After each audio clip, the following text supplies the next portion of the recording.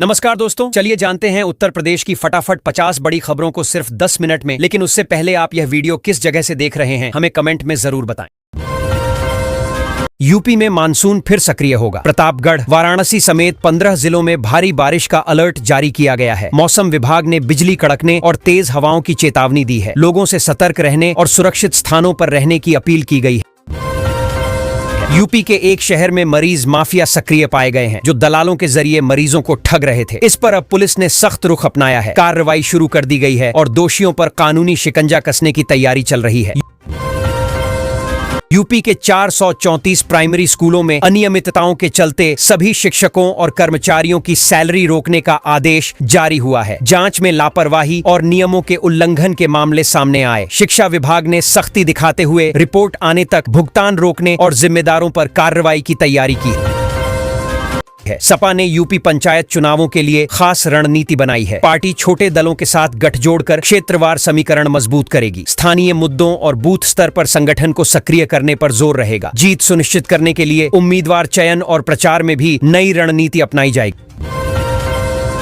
STF ने मुठभेड़ में 1 लाख का इनामी बदमाश शंकर प्रसाद को ढेर कर दिया। उसके पास से 9 mm कार्बाइन और एक पिस्टल बरामद हुई है। शंकर कई गंभीर मामलों में वांछित था। पुलिस टीम ने इलाके की घेराबंदी कर ऑपरेशन को सफलतापूर्वक अंजाम दिया। यूपी में बन रहे नए 4 लेन हाईवे का काम भूमि अधिग्रहण में अड़चनों के कारण रुक गया है। परियोजना को समय पर पूरा करने के लिए प्रशासन प्रयासरत है और किसानों से बातचीत जारी है। हाईवे बनने से कनेक्टिविटी और यातायात में बड़ी राहत मिलने की उम्मीद है। योगी सरकार 31 अगस्त को प्रदेश भर में विमुक्ति जाति दिवस मनाएगी। यह दिन ऐतिहासिक महत्व रखता है क्योंकि इसी तारीख को 1952 में विमुक्ति जातियों को आजादी के बाद बंधनों से मुक्ति मिली थी। कार्यक्रमों के जरिए समाज में जागरूकता और सम्मान बढ़ाने पर जोर दिया जाएगा। यूपी रोडवेज ने चालकों के लिए भर्ती निकाली है। न्यूनतम योग्यता 8वीं पास रखी गई है। उम्मीदवार के पास वैध ड्राइविंग लाइसेंस और अनुभव होना जरूरी है। चयन प्रक्रिया में ड्राइविंग टेस्ट शामिल होगा। यह अवसर राज्य में रोजगार तलाश रहे युवाओं के लिए बड़ा मौका माना जा रहा है। दिवाली पर घर लौटने वालों के लिए रेलवे ने बड़ी सौगात दी है। यूपी समेत कई रूटों पर 60 से अधिक विशेष ट्रेनें चलाई जाएंगी। इन ट्रेनों से भीड़ कम होगी और यात्रियों को सीट मिलने में आसानी रहेगी। रेलवे ने समय सारणी और रूट की जानकारी जारी की है।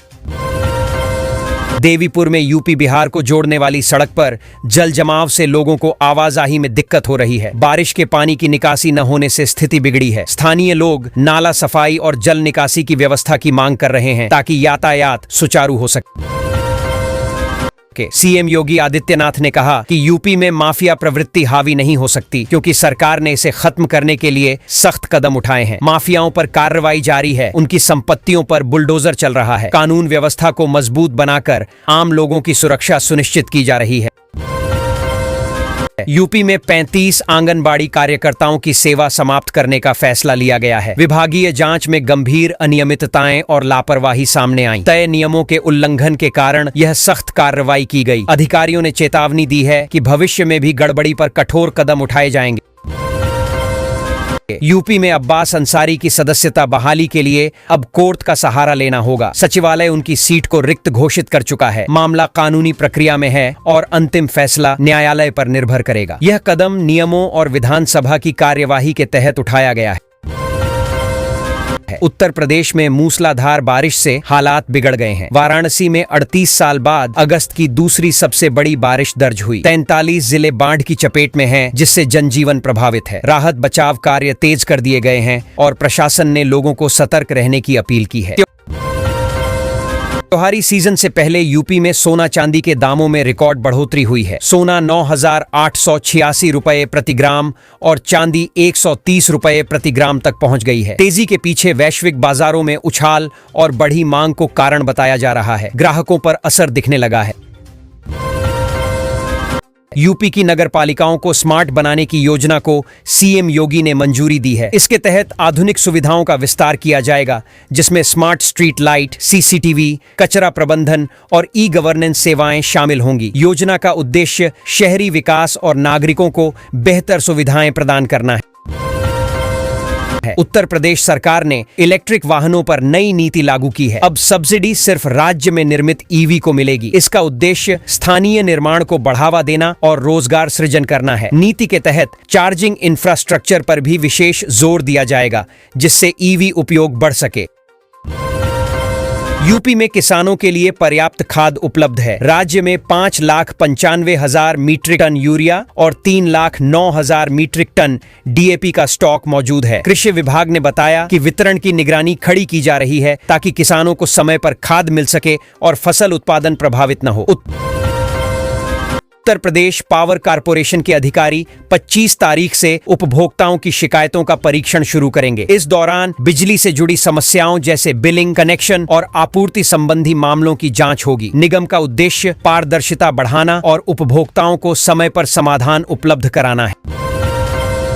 यूपी के 54 अस्पतालों में बैरा मशीन लगाई जाएगी, जिससे बहरेपन की जांच आसान और सटीक होगी। इस कदम से बच्चों और वयस्कों में सुनने की समस्या का समय पर पता लग सकेगा। स्वास्थ्य विभाग का लक्ष्य है कि प्रारंभिक चरण में ही उपचार शुरू कर मरीजों को बेहतर सुविधा दी जाए। कुत्तों के काटने की घटनाओं को लेकर सुप्रीम कोर्ट के हालिया आदेश से लोगों में निराशा है। पीड़ितों का मानना है कि सख्त कार्रवाई और नियंत्रण की उम्मीद पूरी नहीं हुई। बढ़ते मामलों के बीच नागरिक सुरक्षा को लेकर चिंता बनी हुई है, जबकि प्रशासन से ठोस कदम उठाने की मांग जारी है।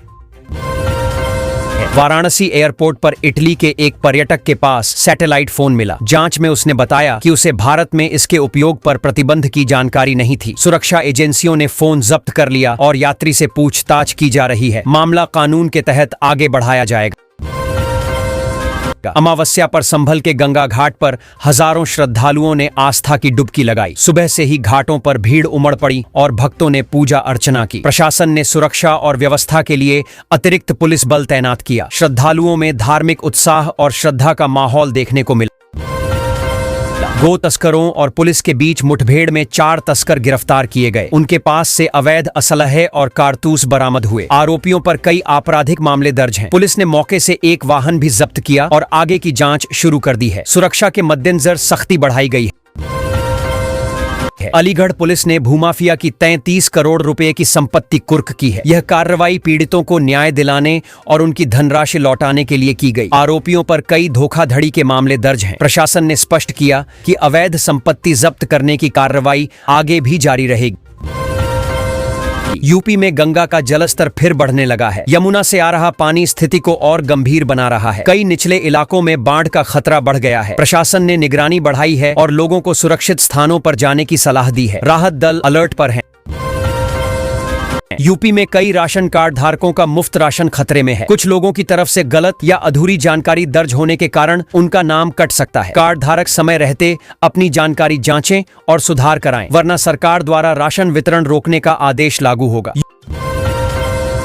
यूपी सरकार ने बिजली बिल में बड़ी राहत देने का ऐलान किया है। अब कई परिवारों का बिजली बिल शून्य हो जाएगा और 90,000 रुपए तक का अनुदान भी मिलेगा। इस योजना से गरीब और मध्यम वर्ग को आर्थिक राहत मिलेगी और बिजली खर्च की चिंता कम होगी। यूपी में मौसम विभाग ने प्रदेश के 24 जिलों में भारी बारिश का अलर्ट जारी किया है। रविवार से इन इलाकों में तेज बारिश और बाढ़ की संभावना के कारण विशेष सावधानी बरतने की चेतावनी दी गई है। नागरिकों को सुरक्षित रहने और जरूरी कदम उठाने की सलाह दी गई है। यूपी में हर व्यक्ति पर औसतन 37,500 रुपए का कर्ज है। 5 साल में राज्य का कुल आरण 6 लाख करोड़ से बढ़कर 9 लाख करोड़ रुपए तक पहुंचने का अनुमान है। वित्तीय विशेषज्ञों के अनुसार बढ़ता कर्ज राज्य की विकास योजनाओं और बजट पर दबाव डाल सकता है। यूपी के सीएम योगी ने नगर पालिकाओं को स्मार्ट बनाने का आदेश दिया है। इसके तहत शहरों में इलेक्ट्रिक बसों का संचालन बढ़ाया जाएगा। इस योजना से शहरों में प्रदूषण कम होगा, सार्वजनिक परिवहन सुविधाजनक बनेगी और नागरिकों को सुरक्षित व आधुनिक यातायात का अनुभव मिलेगा। यूपी सरकार ने बुजुर्गों के लिए सवेरा योजना शुरू की है। इसके तहत वृद्धजन एक कॉल पर तत्काल मदद और सुरक्षा सेवा प्राप्त कर सकते हैं। योजना का उद्देश्य बुजुर्गों की सुरक्षा सुनिश्चित करना, उनकी स्वास्थ्य और सामाजिक जरूरतों में मदद करना और उन्हें आत्मनिर्भर बनाना है। यूपी के डिप्टी सीएम ब्रजेश पाठक ने स्वास्थ्य विभाग में सख्त कार्रवाई का आदेश दिया है। नियमों की अवहेलना और लापरवाही के आरोप में 7 डॉक्टरों को बर्खास्त किया जाएगा। यह कदम चिकित्सा सेवाओं की गुणवत्ता और मरीजों के अधिकारों की सुरक्षा सुनिश्चित करने के लिए उठाया गया है। गाजियाबाद के 70 साल पुराने अस्पताल का नवीनीकरण पूरा हुआ। अब मरीजों को प्राइवेट अस्पताल जैसी सुविधाएं मिलेंगी। आधुनिक उपकरण, बेहतर इंफ्रास्ट्रक्चर और सुविधा संपन्न वार्ड से इलाज की गुणवत्ता बढ़ी है। इससे स्वास्थ्य सेवाओं में सुधार और मरीजों की संतुष्टि दोनों सुनिश्चित होगी। रेलवे के अस्पतालों में अब सामान्य मरीज भी इलाज करा सकेंगे। आयुष्मान भारत योजना में यह बड़ा बदलाव लागू हुआ है। इससे केवल कर्मचारियों तक सीमित स्वास्थ्य सुविधाएं सामान्य जनता के लिए भी उपलब्ध होंगी। मरीजों को बेहतर इलाज और सुविधाजनक स्वास्थ्य सेवाएं मिलेंगी। यूपी के किसानों ने अपनी आमदनी बढ़ाने का नया तरीका सीख लिया है। विशेषज्ञों का कहना है कि चूल्हे पर खाना बनाने की वजह से घर के अंदर धुएं और रसायनों से होने वाले स्वास्थ्य जोखिम कम होते हैं। यह पारंपरिक तरीका सेहत और पर्यावरण दोनों के लिए बेहतर माना जा रहा है। हापुड़ में मिड डे मील खाने के बाद एक बच्ची की तबीयत अचानक बिगड़ गई। इसके बाद महिला ने संबंधित विभाग को शिकायत पत्र भेजा। स्वास्थ्य और खाद्य सुरक्षा की जांच के लिए अधिकारियों ने मामला दर्ज कर जांच शुरू कर दी है। यूपी सरकार जल्द बड़ा अभियान शुरू करने जा रही है। पीएम किसान योजना की 21वीं किस्त मिलने से पहले किसानों को अपना डेटा अपडेट करना, बैंक खाते और आधार लिंक सुनिश्चित करना जरूरी है। बिना यह काम किए किसानों को समय पर लाभ नहीं मिल सकेगा, इसलिए फौरन कर लें ये कार्य।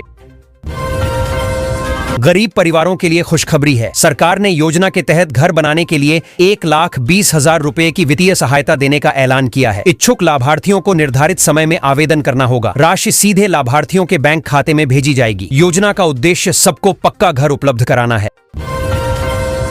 कानपुर में सुबह से उमस ने लोगों को परेशान कर रखा है। तेज धूप के बीच गर्मी का असर जारी है, जबकि आसमान में बादलों की आवाजाही बनी हुई है। मौसम विभाग का अनुमान है कि शाम तक हल्की बूंदाबांदी हो सकती है, जिससे गर्मी से थोड़ी राहत मिलने की उम्मीद है। सीएम योगी के आदेश पर यूपी के सभी जिलों में जल्द एक विशेष अभियान शुरू होने जा रहा है। इस अभियान की निगरानी डीएम करेंगे और रोजाना रिपोर्ट लेंगे। सरकार का उद्देश्य योजनाओं के प्रभावी क्रियान्वयन और शिकायतों के त्वरित निस्तारण को सुनिश्चित करना है। तैयारी तेज कर दी गई है। यूपी से बिहार के बीच नई सीधी बस सेवा शुरू की गई है, जो 7 दिन चलेगी। इस सेवा में प्रमुख शहरों पर ठहराव होगा, जिससे यात्रियों को सुविधाजनक और तेज यात्रा मिलेगी। दोनों राज्यों के बीच कनेक्टिविटी बेहतर होगी और लोगों को समय और लागत की बचत होगी। यूपी में पुश्तैनी जमीन का नक्शा अब आसानी से मिलेगा। सरकार ने प्रक्रिया सरल करने के लिए सभी जिलाधिकारियों को निर्देश भेजे हैं। इससे किसानों और आम लोगों को जमीन से जुड़े कामों में सुविधा होगी और पारदर्शिता बढ़ेगी। नक्शा ऑनलाइन और ऑफलाइन दोनों माध्यमों से उपलब्ध कराया जाए। यूपी के बस्ती जिले में चौथा टोल प्लाजा बनना शुरू होगा। इसे 1.5 करोड़ रुपए की लागत से तैयार किया जा रहा है। टोल प्लाजा के संचालन से सड़क रखरखाव बेहतर होगा और यातायात प्रबंधन में सुधार आएगा। साथ ही राज्य को राजस्व में भी लाभ मिलेगा। यूपी में खाद की उपलब्धता पर विवाद जारी है। सरकार का दावा है कि स्टॉक पर्याप्त है और किसानों को सप्लाई में कोई समस्या नहीं होगी। बावजूद इसके कुछ जिलों से खरीद में परेशानी की खबरें मिल रही हैं। सीएम योगी ने किसानों से संयम बरतने और जरूरत के अनुसार ही खाद लेने की अपील की है। यूपी में फर्जी आधार बनाने वाले गिरोह का भंडाफोड़ हुआ है। जांच में पता चला कि बांग्लादेशी और रोहिंग्या नागरिकों के लिए अवैध आधार कार्ड बनाए जा रहे थे। पुलिस ने दस्तावेजों और डिजिटल डाटा के जरिए इस गिरोह की कार्यप्रणाली उजागर की है और कई आरोपी गिरफ्तार किए हैं। गरीब परिवारों के लिए खुशखबरी है। सरकार ने योजना के तहत घर बनाने के लिए 1,20,000 रुपए की वित्तीय सहायता देने का ऐलान किया है। इच्छुक लाभार्थियों को निर्धारित समय में आवेदन करना होगा। राशि सीधे लाभार्थियों के बैंक खाते में भेजी जाएगी।